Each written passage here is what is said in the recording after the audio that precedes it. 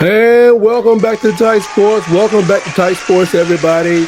Let's get ready for Wisconsin. Let's get ready for them. They coming. Or we going. They'll be there. Camp Randall. Need to turn it into a daycare camp for little kids. Go ahead there and give them a nap time. But just joking. Got to respect your opponent. But let's see. Starting out. I don't know if you guys remember, Luke Fickell was the coach at Cincinnati 2 years ago. The Tide faced them during the playoffs, if I'm not mistaken. It was December 31st. And Nick Saban took him down 27-6. Bryce Young had 3 TDs that day and a pick. But B-Rob, Brian Robinson, he rushed for 204 yards on 26 rushes. I think Coach Fickell is going to be looking for a little payback, but I don't think his team is ready for what's going to be going down tomorrow at Camp Randall, Because tomorrow, this is a non-conference matchup. I don't know if you know, I think we are 5-5, the SEC, 5-5, 5-6 in conference matchups over during the season. This is a non-conference matchup, the third ever time we've ever met against the Badgers. Last time was 2015 and 1928. I don't know. That's a long time ago. Last season, the Badgers were 7-6 and 2-0 this year. I watched both games, one against Western Michigan, which is their toughest game. Western Michigan, actually, their coach, what is his name? His father played at Alabama for Bear Bryant, and this coach, he's the only Native American coach I think in college football, but at least I know in FBS. That was a tough game for the Badgers. Western Michigan is not a big powerhouse, but he has a tough team. He's a tough coach. You see that pregame speech. And they played tough football. They hit hard with them. I don't think the Badgers matched up well against them when it came to physicality. They pulled off an old over the back from the field, the ball holder to the place kicker, and he ran almost for a touchdown, but he had like a 30-something yard pickup. So they put out all the stops to keep it close. In the end, though, the Badgers, their talent level came to the top, and they were able to beat them. The game against South Dakota was really a mismatch. Badgers were slow at starting out, but they put it all together. At the end of last season, they did play in the ReliaQuest Bowl against LSU. They lost to LSU 35-31, but I don't think any of those NFL draft picks played in that game, and they still lost. And maybe they lost their own NFL draft picks. I don't know. I didn't watch that game. Bowl games now, it's like, you're talking about unimportant. If it's not the playoffs or your favorite team, I used to watch them all to get ready for fantasy football. Who's going to be the guy that's going to be the guy in the NFL, even though he's young? I don't even care no more.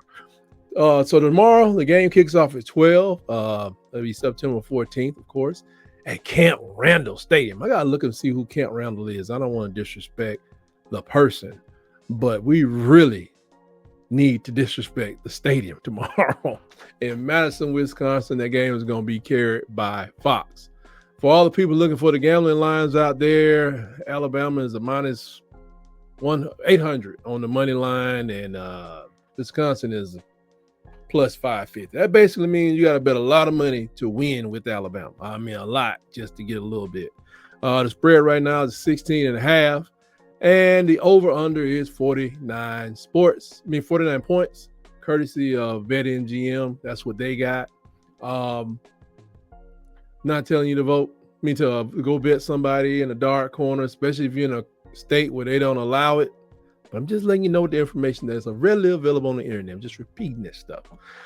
Well, Wisconsin is rarely a home underdog. It's only happened about 8 times since 2005, and they are 6-2 against the spread in those games.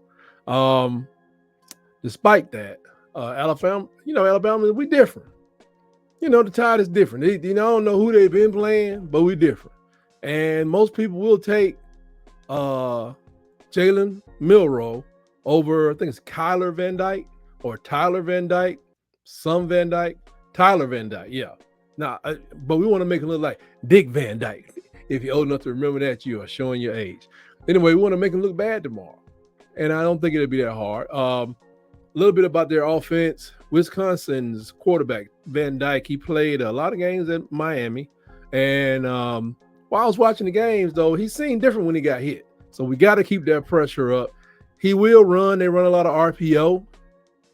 It's like he seeks to throw the ball first, which is good for him. But he does run, but he's not that athletic. I mean, it's not exactly Dan Marino or Bernie Kosar, but he want to get that ball out quick.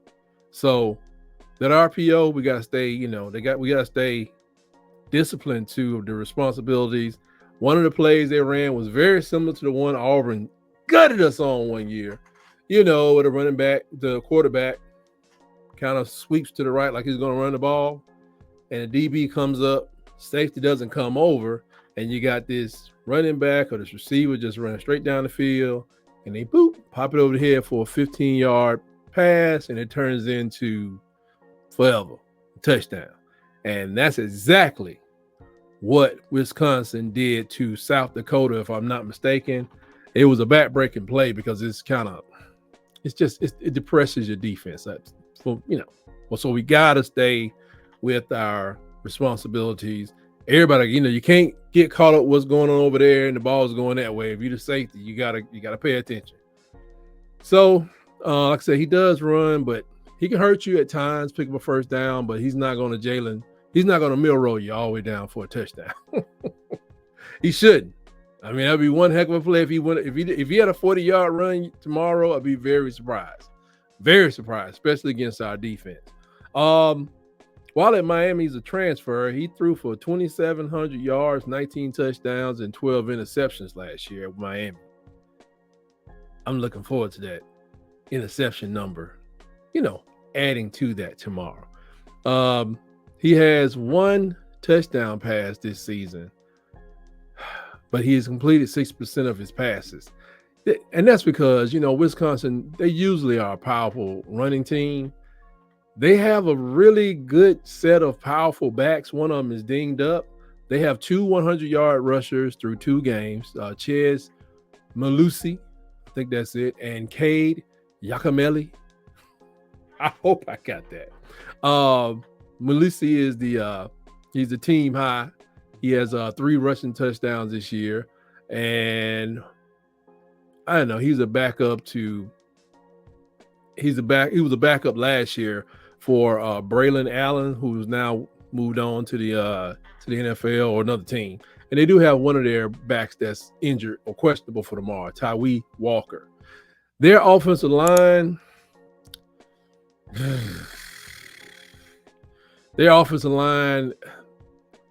they just didn't get a lot of push from, I think, what I'll call an inferior defensive line compared to Alabama.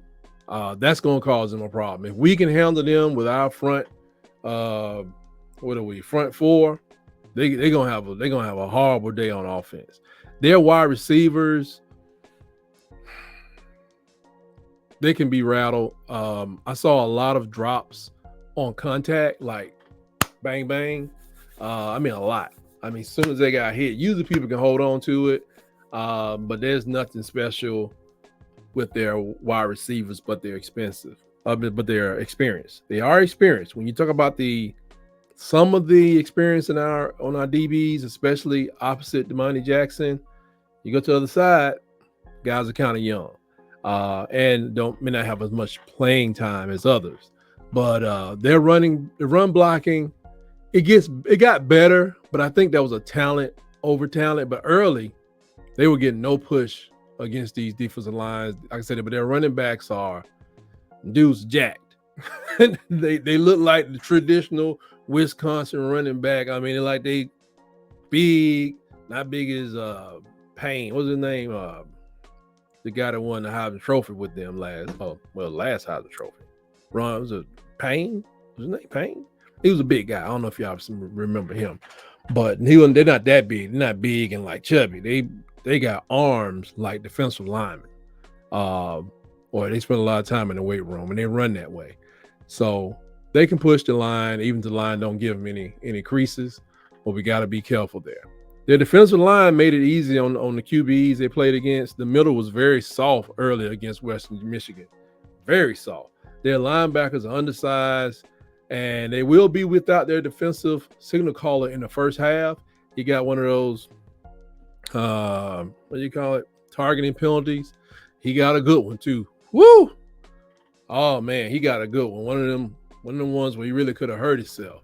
They also have a defensive lineman, Jane Thompson, who's out for the season. The defensive backs, that is where their strength is. They are active group. Number 2, Ricardo Hamilton, he should be avoided. Just to be honest, if we have 3 receivers or 4 receivers and then 3 receivers on tight end and a route, just avoid him. Just avoid him. Ricardo Hallman. He's tied the NCAA last year with I think a FBS leading 7 picks. And on the other side of the ball is a guy you probably should focus on. But I'll let you know, I think he's a 6'2" DB, 6'6'2". He looks 6'2". I thought he was a linebacker. He caught his first interception last week. Xavier Lucas. He's a little hampered by injury, so I'm not sure. He wasn't listed as questionable, but he did take a hard fall. One of them things where the play caromed over into, he was guarding somebody and they carried him over into the walkway, and he was on the cement, and he went from grass to cement real quick, and blam, he went down, I think twisting his ankle a little bit in the process. So I hope the young man will be okay, but I hope he is kind of limping tomorrow versus our Crimson Tide. As far as our injuries are concerned, Caden Proctor is, I can't even say it, I'm so happy. Caden Proctor is projected to make his first start tomorrow for the 2024 season. Of course, Cole Adams was hurt during last week's game. He's questionable for the game. I think they want to get Mbakwe in there, especially since this 24-yard return last week kind of set us up for our, kind of got things going for the Tide on special teams. But either one of them, great guys. I hope both of these guys, Cole Adams and Proctor, are able to start tomorrow. And speaking of special teams, I'm going to break that down first. Stay alert when playing the kick. Like I said, Central Michigan, they ran a little play on them, and that's because Western Michigan ran a little play on Wisconsin, and it was a really big play because it kept Western Michigan hanging around for about 2 more quarters. I think it was kind of a demoralizing type play. So I do not put it past Coach Fickle. He knows he has issues to pull out every stop. So I don't care if it's the kickoff. I don't care if it's a punt. I don't care if it's one of our postal ladies. I don't care if it's a punt or a field goal. I don't care if it's just an extra point field goal. Hopefully we don't have too many of those. I need the special teams to stay alert. Because the Badgers gave up a huge first down, and I think this would be a good emotional swing for them to get that back. Now, the Tide's defense is shaping to be one of the most dominant, in the country. I do have issues, but the Wisconsin offense, they didn't reach 30 points versus in none of their first 2 games. So we really like how Alabama, we really like how they match up versus the offense. But I do think we will keep them out of the end zone enough to go ahead and cover this 17 points. Like I said, the over-under, what did I say? It was 41, 49. The Tide should get all those points. I mean, they should get all of them. When I look at our quarterback, he's doing so well this year. Our running back that's playing quarterback, Jalen Milroe, has 9 touchdowns through 2 games. Man, he's such a talented running back playing quarterback. Stop it, man. Stop it. Even in Vegas right now, he's like, they got him like in the 8th place to win the Heisman. I mean, come on, man. So, and I don't know. I'm not even sure if he has any interceptions this year. Does have turnovers because of the fumbles, and we got to clean that up. As a team, our O-line not only has to regain health and execute, they got to avoid the penalties. Bottom line, I don't care who's playing. Even if you ain't playing bad, we don't need, if you're not playing well, if you're missing your blocks, that hurts, but not as much as the penalties. If we get to the point where we got all these penalties coming back and keep hitting us, it could just turn this game to a real stinker, because the penalties, it takes us to shorter drives. It puts a bigger wear and tear on our defense. Our defense has played a lot this year. This is the same defense that has to hold up all the way to Tennessee, all the way to LSU, to Oklahoma, to the Iron Bowl, and beyond. So we can't wear them out. We got to put together sustained drives. I'm hoping on the ground, but we just have to avoid these penalties. And like I said, missed assignments. Sometimes a talented quarterback and talented running backs, they can sidestep this person or that person, or the quarterback just make a great throw or read. That's one thing. You can live with a couple of those. I don't want to see another 6 or 7 penalties from the offensive line, because the defense is going to have one, 2, or 3. That's just the nature of the game. Hopefully they don't have no personal fouls. But, to say we're going to get out of a game without a pass interference, as much as they throw the ball, I just don't believe that to be the case. Then going to the coaches, in particular, Nick Sheridan. I believe people wondering like, we need to let some things, let the cat out the bag. We need to do this, that, and other. If it's anybody that I think I would want to keep the cat in the bag on, it is brother Kirby. Kirby Smart is always lurking, breaking down field, looking for edges or indications. Do I expect to see something from Nick Sheridan outside of the basic stuff we've already seen? 4 verticals. If anything else, I would run more plays for the tight ends, because if you execute with excellence and you can use the basic offense to take down, really to throttle the Badgers. But the talent of Wisconsin may come to play, and it may call for a few wrinkles to be shown. I totally expect a few new plays, but 2 weeks from now, I wouldn't be surprised if we see 30 to 40% of stuff we've never seen before, because of the criticality of winning the game against UGA. I think we can do it, but we have to be strategic. If we execute, don't have all these holding penalties, don't have, like somebody was saying on one of these shows, a guy out of Huntsville, he said, a radio guy out of Huntsville, he said that he thought Elijah Pritchett, he said he was set on the bench, counted the way Jalen was set on the bench last year. I ain't know anything about disciplinary issues, but I don't think Kalen DeBoer play games with people to say, you play so poorly, you're going to be on the bench, but when we really get in the pinch, we're going to pull you back. That ain't teaching nobody nothing. Remember, Jalen didn't play. So I think it's really ridiculous. I think he actually did have a ankle injury, as this guy said, ankle injury. I'm like, bro, you can't be going throwing stuff around like that, especially not you inside the state of Alabama. That don't make no sense. Ankle injury. What if we were protecting this key offensive lineman so we'll have him versus the University of Georgia game 3 weeks from now? But I do think that move showed that we just don't have the depth, haven't developed the depth that we need at offensive lineman. I don't know how you can have 20-some offensive linemen out there, but what is it? 5, 6 are ready for prime time. So I wouldn't be surprised if Coach DeBoer invites some people to join the portal at the end of the season, because it just seemed like we would have 10 people ready to go. It's University of Alabama just come out the playoffs. If we got these freshmen, redshirt freshmen coming in, it's some people in the middle that can go ahead and they can get up out of there. If you ain't ready now, golly, especially if you're a junior or sophomore.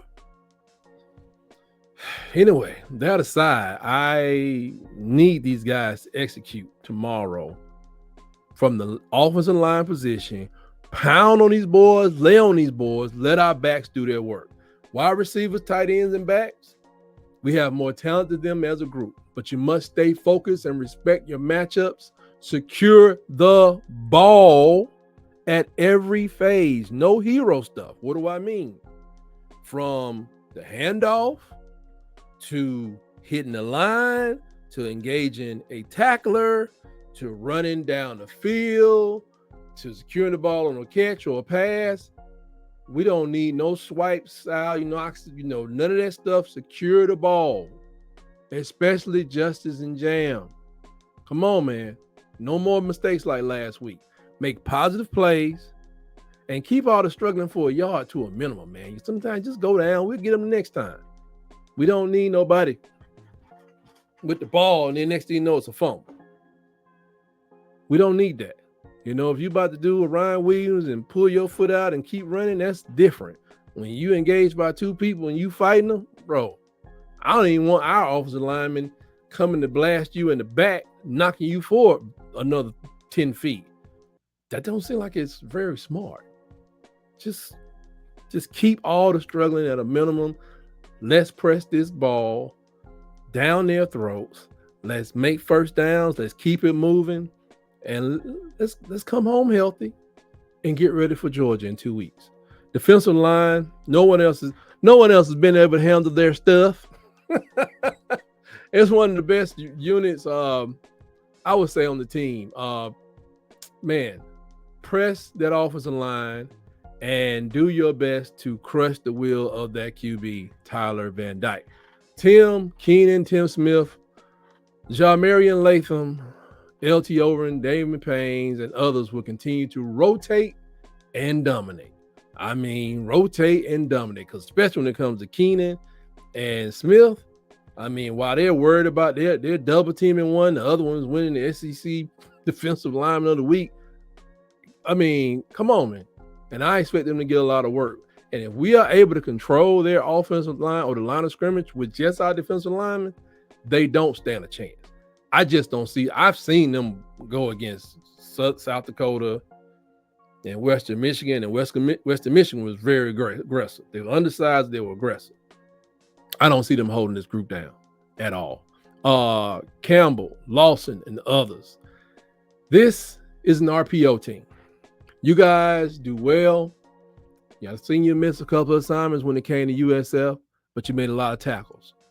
But please pay special attention to the tight end when you're supposed to. I think Jefferson's going to be out for the first half because he got a spearing penalty himself. And so Q Robinson has to be ready. Condolences to him and his family on a loss of his father. And but I do love this group. I think you got a lot of RPOing. Be careful. That quarterback will run. If you rushing him, he's coming to the line. You may want to cover your hands up. He's a tall guy too. So just in case you try to pass over the top of you, or communicate. Let the people in the back know I'm going to get him. Remember, I'm going to get him. So somebody got to watch my back on this tight end or this back coming out the backfield. We don't want no mishaps. Our corners, all of them. So many. Brown, Jackson, Smith, Mbakwe, Jones, and Red. Get ready to run. Get ready to run. Communicate through your rotations.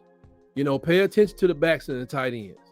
I think turnover opportunities will be there because mainly for their passes over 15 yards, because this guy, he can be accurate. But I'm not sure the ball is like whizzing out of his hands. But, arm talent don't seem to be his thing. But I think there will not be that many passes over 15 yards. Like I said, they and then he kind of fake like he gonna run. He run more than Shedeur Sanders, but he's not a runner. Neither am I. And for our safeties, Keon Saab, Mal Moore, definitely one of the leading duos in the country. And if all goes well, I think they'll come out of this game as the most feared safety combos in the nation. Bray Hubbard will play. He's already got, I think, 10 tackles this year. I think when he comes in, I don't expect any fall off when he comes in the game. And like I said, Alabama will dominate this game tomorrow. They will cover the 17 points for all those that want to know, just for entertainment purposes only. Just sharing. And with that, I want to take a look at the other games I'm gonna be checking out this weekend. So we gotta have a costume change. Yeah. What other picks and games we looking at tomorrow? I already told you what Alabama gonna do, but I think starting tonight, we got Arizona number 20 versus Kansas State. Kansas State is favored by 7.5. I'm going with Arizona. I know they lost a lot of stuff.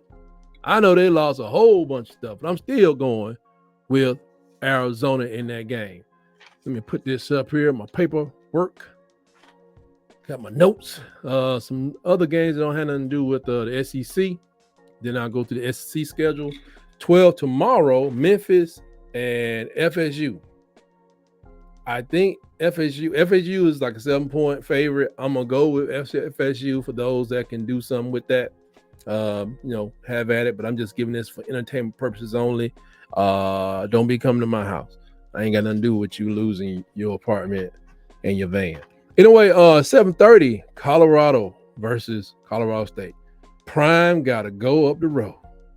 Now, that was a grudge match last year, something that DC and I talked about yesterday. I think Colorado, I don't think they have as many portal transfer intakes as FSU, but Colorado still had, they had 60 the first year and 50 this year. Imagine going into the Iron Bowl as an Alabama fan, and out of the 105 people on the team, I think that's the number, 70 of them never even been in the Iron Bowl. Don't even matter where it's played. You don't even have the pain. You don't have the pain, pleasure, haven't experienced the pressure of the Iron Bowl. This man is in that coach, I can't think of his name, Norvell. Oh, man, it's going to be an all-out grudge match. If you want to see a good game, kind of reminiscent of the Steelers in the 70s, 70, 76, 77. Oh, you want to watch that game because Coach Norvell, somebody on his staff is like Lou Gossett Jr. out there. They're like, what's the line? Said they will use every means, fair and unfair, to trip you up. I mean, they're the one that took out Travis last year, tried to take out Shador last year, put plenty of pain on him. Matter of fact, this is what's crazy. Shador was talking crazy about his offensive line. And the way I work, the way I grew up, from the people I know, I said this: if we don't hear about an all-out brawl in the Colorado practice where one of their linemen snatch a hole in the back of Shador Sanders' neck, Shador Sanders should sit out the rest of the season because he ain't got no dogs on his offensive line. You can't take that from your quarterback. You can't take it from your quarterback. You don't need that. So, but if you don't have no dogs, what you got? I think you got a bunch of weasels. So early in the game, don't be surprised you see a hike. You see a hike. Oh, I think in the first quarter, until they make a change, Shador Sanders is going to take a pounding. He's going to take a pounding anyway, but I think he's going to take an extra special pound to get doing the game against Colorado State, who already don't like him. So anyway, Colorado is favored by 7 points. I'm going with Colorado State to cover this game. I mean, and I'm just throwing this out here. But if you do have a problem with, playing these gambling things, please call the National Gambling Hotline or call on behalf of somebody else, 1-800-522-4700. I'm just throwing it out there just in case, because I know how people are. They take advice from somewhere and run with it. Another great game, UCF, TCU. It's almost a pick 'em. TCU is at home. They are favored by they're a 2-point underdog, so it's almost a pick 'em. I'm going with UCF mainly because I picked them to win their conference, what conference they're in, the Big 12. But I don't think it's gonna be easy. But I think Gus can get up by half a touchdown and win that game on the road. Now to the SEC schedule at noon tomorrow, which is the same time as the Bama game. So I'm going to have to watch this game on the side or DVR or something. Number 16, LSU is taking on South Kakalaki. LSU goes in there as a 7-point favorite. They're going over to Cock-a-doodle-doo land. I don't think LSU is going to cover that. I'm going with South Carolina. I'm not going to go with them to win, but I think Carolina cover that one. Then you got the Bama, Wisconsin, 16 and a half. I think it's up to 16 and a half, so we got to win by 17. I think we won't have a problem with that. 12:45, Boston College, number 24, is playing against number 6, Mizzou. We've seen Boston College take down Georgia Tech, to my surprise. We've seen them just manhandle FSU. This is the SEC. SEC, like I said, they're 5-5, 5-6 against other conferences right now this year. I think Missouri wins this game. They're at home, but can they do it by 16 points? 16? If I was in Vegas or what other states where you can do this, and if I was in, I would probably go ahead and get that. I'm gonna go with Boston College. I'm taking the 16 points. I mean, they may lose, but I just don't think they're gonna lose like that. I think they will lose, but I don't think they'll lose like that. 3:30, TAMU, Texas A&M.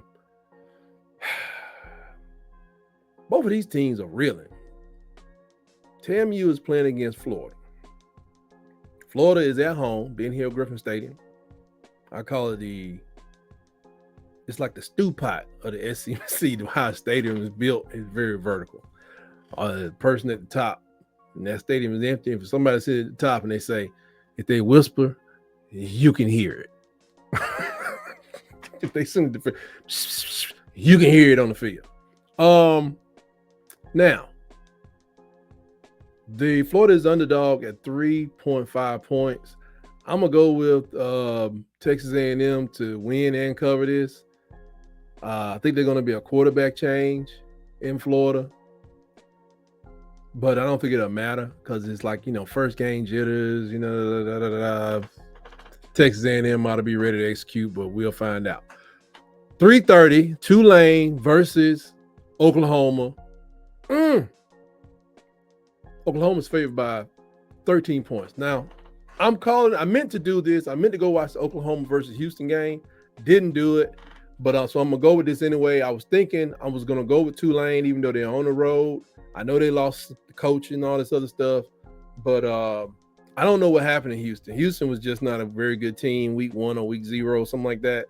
And some reason it was 12 to 16. I may be foolish in doing this, but I would take those 13 points with Tulane. And I think Oklahoma wins. 13 points means you got to win by 17, and I'm not seeing that. Tulane's not that bad, even though they've lost a lot as far as who has their team. 4:15, University of Alabama, Birmingham, got to support the home state going up against Arkansas. Arkansas is favored by 24.5 points. I am taking Arkansas to win, and I'm taking the points. But I'll be cheering with you, Dragons. What are they, Birmingham Dragons or something? Blazers. They got a dragon as a mascot. Blaze, Dragon. Sound like a bunch of students with bad breath to me. Anyway, 6:30. Ole Mitch and Lane Kiffin, number 5, taking on Wake Forest. They're going to Wake. Anyway, Ole Miss is favored by 24. Definitely taking Ole Miss to win and to cover. 7 o'clock. This is interesting. Vandy taking on Georgia State. Vandy is rolling for having a Vandy-like roll. But I got a feeling they're going to roll up on somebody that's going to look like a real SEC team rolling on you. They got a new approach. They're definitely going to cover this 10.5. And they're definitely going to be Georgia State because it's their coach's first year up there. Old Auburn player done well in high school. This is his first year, I think, coaching in D1. I mean, he went from high school to D1. He may have done some assistant jobs somewhere, but if they give him time, I think he'll get it done, but not tomorrow versus Vanderbilt. The teams don't even look the same. It's going to look like which it is. It's going to look like a D1 versus a D2 tomorrow, even though both of them supposed to be D1. Whatever. 7 o'clock, we got University of Texas, San Antonio going against Texas, taking Texas and giving the 35 points. It's nowhere in the world they falter at that. UGA, number 1 team in the country. All right. Number 1 team in the country. UGA taking on Kentucky. They go into Lexington, and Kentucky looked horrible against South Carolina.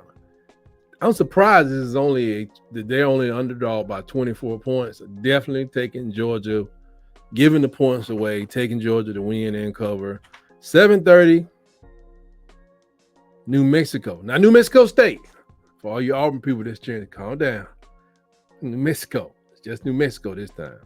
New Mexico is taking on Auburn down there in Jordan-Hare. They are a 28-point favorite at home. It's really, here's the thing.